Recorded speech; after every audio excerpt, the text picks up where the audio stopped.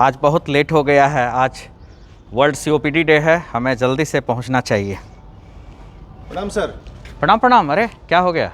बस ठीक है सर। सर कोविड तो ख़त्म हो गया लेकिन आप अभी भी मास्क लगे हैं। अच्छा मास्क? अरे क्या बताऊं, अभी जो है ना ये दीपावली में और इतना पॉल्यूशन फैल गया है ना, ओपीडी में जहाँ भी जाता हूँ भरा हुआ है आजकल। आज वर्ल्ड सीओपीडी डे है लेकिन सीओपीडी से ग्रसित लोगों की संख्या हमारे देश में बहुत बढ़ते जा रहा है। प्रणाम डॉक्टर साहब, प्रणाम।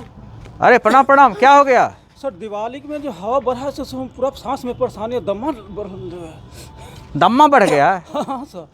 खांसी हो रहा है? हाँ, खांसी भी हो रहा है सर। ये कैसे जान रहे हैं कि आप दम्मा ही है आपको? सर दिवाली के बाद से अरे नहीं, ऐसा कुछ नहीं है। देखिए पहले आप कभी- समझिए। कभी- नहीं नहीं नहीं, देखिए बहुत गलतफहमी है लोगों को। दम्मा और सीओपीडी में कोई अंतर नहीं है। आस्थमा जिसको दम्मा लोग बोलते हैं और सीओपीडी, इसमें बहुत फ़र्क है।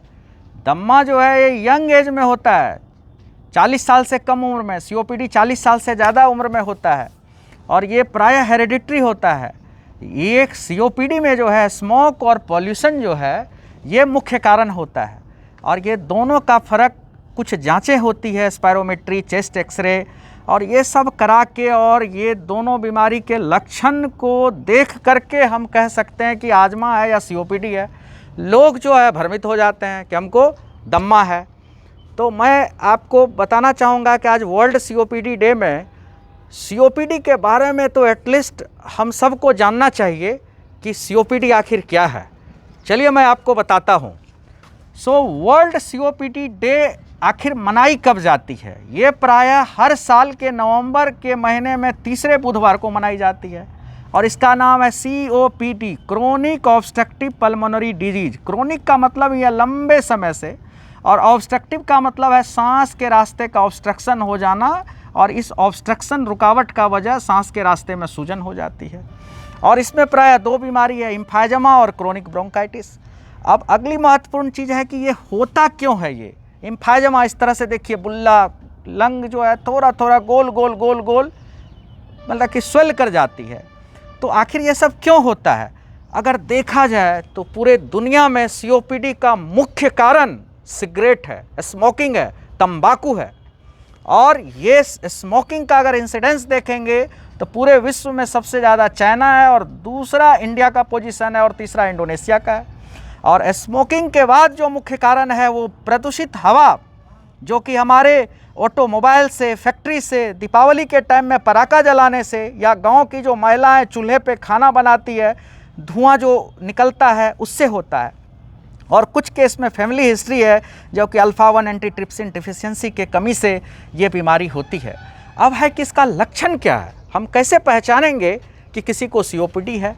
ये हम सब नागरिक को जानना चाहिए। अगर आपकी सांस लेने में दिक्कत हो, खांसी हो, और वीजिंग जिसको कि घरघराहट, गले में, छाती में घरघराहट जैसी आवाज़ हो, सीने में जकड़न हो, कमजोरी हो, ऑक्सीजन का लेवल कम हो गया हो, बार बार छाती का इन्फेक्शन हो रहा हो, और प्रायः ऐसे लक्षण प्रोग्रेसिव होता है, समय के साथ बढ़ते जाता है, और अगर इलाज सही टाइम पे नहीं हो, इसकी जांच सही टाइम पे ना हो, तो इसका कंसिक्वेंस कॉम्प्लिकेशन यहाँ तक हो जाती है कि हार्ट डिजीज़ और लंग कैंसर हो जाता है।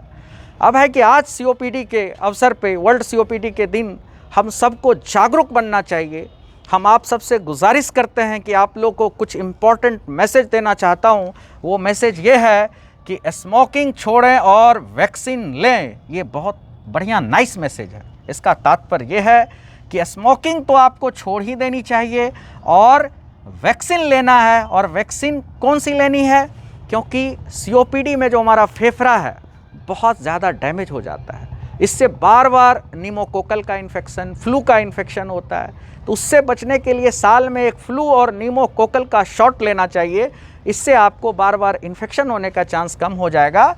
और ये नाइस मैसेज का मतलब है, एन से न्यूट्रिशियस डाइट लें, आई से इन्हेलर लें। ये बहुत मुख्य दवा है सीओपीडी में। और कुछ लोगों को धारणा होता है कि ये सेफ़ है कि नहीं। बिल्कुल ये सेफ़ है। इमीडिएट रिलीफ मिलता है क्योंकि ये सीधे लंग में जाता है, कोई मेजर साइड इफ़ेक्ट इसकी नहीं है। तो इसको जब तक डॉक्टर आपका ना कहे कि इसे नहीं लेना है, आप कृपया इसका सेवन करें। इससे कोई हार्म नहीं है, इससे राहत ज़्यादा है। और सी से क्या है? चेस्ट फिजियोथेरेपी, ब्रीदिंग एक्सरसाइज, और जनरलाइज्ड एक्सरसाइज करने से भी ये समस्या काफ़ी कम होता है। तो आपको याद करने के लिए बहुत अच्छा निमोनिक्स बनाया है, nice nutritious diet, inhaler, chest physiotherapy, exercise और स्मोकिंग को छोड़ना है। ये जागरूकता जो मैसेज है, nice message on the concept of कि आप स्मोक छोड़ें और वैक्सीन लें, इसका हम बिल्कुल इस संवाद को फैलाएंगे और आज वर्ल्ड COPD में सबको जागरूक करेंगे, ताकि हमारे देश में इस COPD से मरने वाले लोगों की जो रेट है, दर है, वो कम हो और इस बीमारी को जल्दी पहचान लें।